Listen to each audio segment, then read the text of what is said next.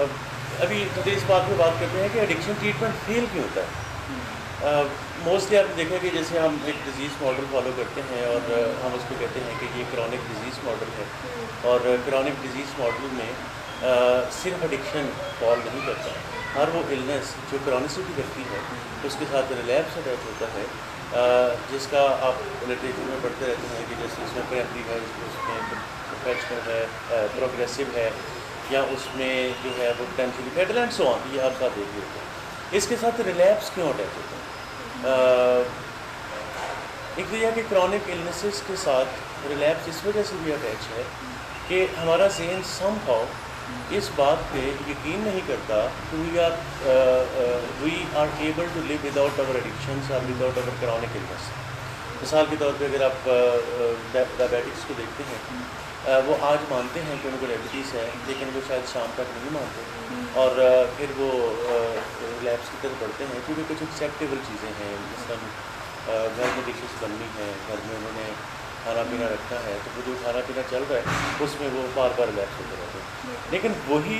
Chronic disease model को लेके जब एक ड्रग डिपेंडेंट पर्सन जो है वो नॉर्मल लाइफ की तरफ वापस लौटता है, तो वो ये सम हाउ बिलीव करना शुरू कर देता है कि I am just like a diabetic. क्योंकि अगर वो बार बार थोड़ा थोड़ा मीठा खाने से रिलैप्स होता रहता है, तो मैं भी थोड़ा सा नशा करने से, तो जो क्रॉनिसिटी है वो एक माइंडसेट का नाम है, और वो माइंडसेट ये है कि हम बाकी क्रॉनिक डिजीज़ में जो सफरिंग लोग हैं उनकी तरह हम भी थोड़ा बहुत अपने नशीब में वापस आ सकते हैं। इसमें सिर्फ उसका रोल नहीं है, इसमें उनकी फैमिली का रोल भी है। इसलिए आप देखते हैं कि जब ड्रग एडिक्शन ट्रीटमेंट के अंदर फैमिली को इन्वॉल्व किया जाता है ताकि फैमिली के कॉन्सेप्ट क्लियर हो। फैमिली चूँकि एक क्रॉनिक डिजीज़ से सफ़र नहीं कर रहे, उनके अपने पैराडाइम्स बड़े क्लियर हैं और उन पैराडाइम्स की बेस पे वो अपने पेशेंट को हेल्प करते हैं। क्योंकि ओवरऑल अगर आप देखें कि जब आपके पास पहली दफ़ा कोई क्लाइंट आता है या आपको कॉल करता है, तो हम उससे सिंपल ये कहते हैं कि ये हमारा मसला है, आप अपने क्लाइंट को हमारे पास भेजते हैं, ये हमारा मसला है, आपने बिल्कुल घर पे बैठे रहना है। बाज़ केसेस में हम कहते हैं कि आप उनको लेके आ जाएं। जैसे हम यहाँ पे अपनी ऑर्गेनाइजेशन में हम ज़्यादा प्रेफर करते हैं कि लोग खुद आ जाएं, लेकिन चूँकि ड्रग डिपेंडेंसी में बहुत सारे लोग खुद नहीं आते, मोस्टली जो है वो इस हद तक सफरिंग में होते हैं कि वो खुद फैसला नहीं कर पाते, तो मजबूरन हमारा लास्ट ऑप्शन होता है कि हम उनको इंटरव्यू करें। तो फैमिली कॉल करती है, हम कहते हैं कि आप ये हमारा मसला है, आपका मसला नहीं है। कि जैसे आप कल लाहौर वाला जो केस था, उसमें फैमिली हमें कहती है जी पेशेंट सफ़र कर रहा है, तो हम क्या कहते हैं okay it's our responsibility to bring him here. लेकिन फिर हम फैमिली को कॉल कर देते हैं, अच्छा आप आएँ, फिर उनका कॉन्सेप्ट क्लियर करना शुरू किया कि मसला था क्या, मसला होता कैसे है, मसले का हल क्या है, ड्यूरिंग रिहैब क्या सिनेरियोस बनेंगे, रिहैब के बाद क्या लाइफ सिनेरियो होगा, और फिर कुछ दिनों के बाद जब पेशेंट डिटॉक्स से गुजर चुका होता है तो फिर हम उनको बताना शुरू करते हैं कि मसला असल में आपका। जब तक पेशेंट को हम ये कॉन्सेप्ट नहीं देते कि मसला आपका अपना है, उस वक्त तक पेशेंट अपने पाँव पे नहीं खड़ा होता, और जब वो तक अगर पाँव पे खड़ा नहीं होता तो रिलैप्स साथ साथ चला आ रहा होता है। इसलिए क्रॉनिक इलनेसेस के साथ रिलैप्स अटैच होता है उस वक्त तक जब तक उनका कॉन्सेप्ट क्लियर ना हो। क्योंकि कोई भी क्रॉनिक इलनेस हो, डायबिटीज़ हो, ब्लड प्रेशर हो, ड्रग एडिक्शन हो, कोई नॉन केमिकल एडिक्शन हो, कोई भी क्रॉनिक इलनेस जो है उसमें बेस्ट सलूशन ये है कि उनको बहुत सारा नॉलेज दे दिया जाए। क्योंकि जब नॉलेज इंसान के पास होगा, और अगर वो रिलैप्स होता भी है, डायबिटिक अगर शाम को जर्दे पे टूट पड़ते हैं तो वो रात 10 बजे शायद अफसोस का इजहार भी कर देते हैं कि ये मैं अपने साथ क्या करता हूँ। मतलब अगर आप बाज़ केसेस ऐसे भी होते हैं जिसमें जैसे उम्र का केस लें तो उसको कंपैरेटिवली अफसोस है। अच्छा, इसमें मैं पॉइंट आउट करूँ कि चूँकि बाज़ दफ़ा हमारे ऑडियंस ऑनलाइन भी देख रहे होते हैं, इसलिए हम कॉन्फिडेंशियलिटी को मेंटेन करते हुए पूरा नाम या वो चीज़ें नहीं ले रहे ताकि उसके हाथ से भी रहे। अच्छा, अब बाज़ केसेस में उनको पता होता है, मसलन एक डायबिटिक है,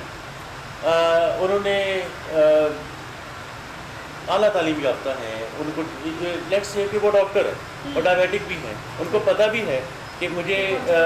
स्ट्रेस फ्री लाइफ गुजारनी है, मुझे वॉक करनी है, मुझे मेडिकेशन का ख्याल रखना है, मुझे एंगर इश्यूज़ पे अपने काम करना है। इसके बावजूद अगर वो नहीं करते तो अब तालीम की कमी तो नहीं है, तालीम तो है, लेकिन उसके बावजूद वो शाम को खीर के लिए वो कच्चे धागे से बांधे चले आते हैं और वो जाके फ्रिज का दरवाज़ा खोल के और वो ऐसे खीर पे टूट पड़ते हैं जैसे अभी अफ्तारी हुई है उनकी। तो इसके बावजूद भी कि इतना नॉलेज रखते हैं फिर भी वो नहीं कर पा रहे होते। ऐसे आपका क्या हाल है डॉक्टर साहब, कैसा क्यों होता होगा, क्यों इतने पढ़े लिखे होने के बावजूद लोग अपना ख्याल नहीं रखते? क्या वजह होगा, क्या फैक्टर होता होगा पीछे के, क्यों नहीं लोग ख्याल रखते? बेसिकली तो डायबिटिक्स के केस में ये होता है ना कि खाना हर एक की कमज़ोरी होती है। तो जब मतलब आपको शुगर इंटेक से अचानक रोक दिया जाता है तो मतलब आप इस चीज़ को एक्सेप्ट नहीं कर पाते। तो अक्सर ये होता है कि आप कहते हैं कि ज़रा सी चीनी खा लूँ तो कोई फ़र्क नहीं पड़ेगा, इससे कौन सा मेरी शुगर हाई हो जाएगी। इस सिलसिले में वो बेहतियाती कर देते हैं, हालांकि शुगर इंटेक से उनको पता होता है कि हमारी जो है ना वो शुगर हाई हो जाएगी। इसमें ये भी हो सकता है कि उसमें लैक ऑफ अवेयरनेस है रिगार्डिंग इनकी डिजीज़ के, और साथ में जो है वो जब तक वो विजडम को टैप नहीं करते डेफिनेटली तो तब तक आप उन कॉन्सिक्वेंसेस को प्रॉपर्ली आप फेस नहीं कर पा रहे होते। तो ये भी एक वजह हो सकती है कि एक्चुअली साइको एजुकेशन जो है वो ट्रीटमेंट में फिर इसलिए भी इम्पोर्टेंट हो जाती है। ये भी आपको हो सकता है जैसे इन केस में कि बहुत सारे पढ़े लिखे लोग हैं और वो रोज़ शाम को रिलैप्स हो जाते हैं। मिसाल के तौर पे आप हमारी साथ ज़िंदगी में ऐसे लोग होंगे जो आला तालीम याफ्ता हैं और वो स्मोकिंग भी करते हैं। क्या उनको पता नहीं कि स्मोकिंग उनके साथ क्या कर रही है? बहुत सारे लोग हमारे वाकिफ़ हैं जो डायबिटिक हैं, वो अपना परहेज़ नहीं करते। बहुत सारे लोग ऐसे हैं जो हाइपरटेंसिव हैं लेकिन वो अपना उस तरह सेहत का ख्याल नहीं रखते। बहुत सारे लोग हमारे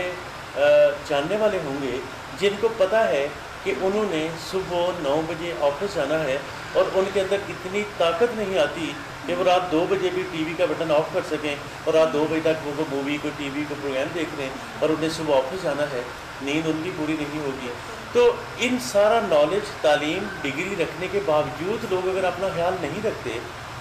तो उनके अंदर क्या कमी आ जाती है? ये क्यों नहीं ख्याल रखते वो अपना? ऐसा मुमकिन है कि हम इसको कह सकते हैं कि इसमें कोई डिनाइल का भी फैक्टर है या रोल है जो प्ले होता है एक इंसान के बिहाफ पे कि वो डिनाइल से सफ़र कर रहा होता है। एक तो फैक्टर है, डिनाइल बड़ा स्ट्रॉन्ग फैक्टर है क्योंकि जो क्रॉनिक इलनेसेस है ना उनमें अगर आप सीरियस अप्रोच नहीं रखते लाइफ के साथ तो लाइफ नॉन सीरियस लोगों के लिए बड़ी मुश्किल है। और अगर किसी क्रॉनिक इलनेस भी हो और आप नॉन सीरियस भी हों अपनी लाइफ या अपनी सेहत के बारे में तो वो डबल ख़तरे में चला जाता है हमारा लाइफस्टाइल। अच्छा, अब प्रॉब्लम ये है कि एक डायबिटिक है, वो फॉर एग्जांपल 50 इयर्स ओल्ड हैं, डेफिनेटली उनके कोई बच्चे वगैरह या वो भी होगा, कोई कारोबार होगा, कोई घर होगा, तो उनकी ड्रग एडिक्शन उनकी जो डायबिटीज़ को मैनेज ना करने की वजह से या किसी और इलनेस को मैनेज ना करने की वजह से वो क्या इतना स्ट्रॉन्ग डिनाइल है कि वो अपनी फैमिली, अपना कारोबार, अपनी सेहत के साथ साथ वो भी भूल जाते हैं और फिर भी रिलैप्स होते रहते हैं? क्या कि इतना स्ट्रॉन्ग माइंडसेट चेंज होता है? फिर बीमारियां तो और भी हैं। मिसाल के तौर पे अभी हम कोविड से निकले हैं तो क्या आपके हम में बहुत सारे लोग ऐसे नहीं हैं जिनने कोविड को नॉन सीरियस लिया और उनने इसके बावजूद कि एक जेन्युइन मसला है उसके बावजूद लोग जो हैं वो SOPs जो गवर्नमेंट बता रही है उस पर अमल नहीं कर रहे और वो ना हाथ धोते हैं बार बार और ना वो जो सोशल डिस्टेंसिंग रख रहे होते हैं, ना वो उस लिहाज से देख रहे होते हैं कि हमें बार बार हाथ धोने हैं या लोगों से फासला रखना है या हमें बाकी SOPs जो गवर्नमेंट उसके बावजूद उस पर फॉलो नहीं कर रहे। क्या इतना ही बड़ा डिनाइल, इतना बड़ा इशू है तो फिर डिनाइल का इलाज होना चाहिए। अब देखिए ना, लगता है कि कहीं ना कहीं इंसान का ओवर कॉन्फिडेंस भी उसे ख़राब करता है। मतलब डिनाइल में आ भी फिर ओवर कॉन्फिडेंस में आप क्या कोई प्रॉब्लम हो रही है ना, क्योंकि जब आप ओवर कॉन्फिडेंट हैं कि आप कहते हैं कि मैंने छत से छलांग लगानी है और मैं जो स्पाइडरमैन है उसकी तरह शायद मैं भी उड़ के पहुंचूंगा और कहीं और मैं दीवार के साथ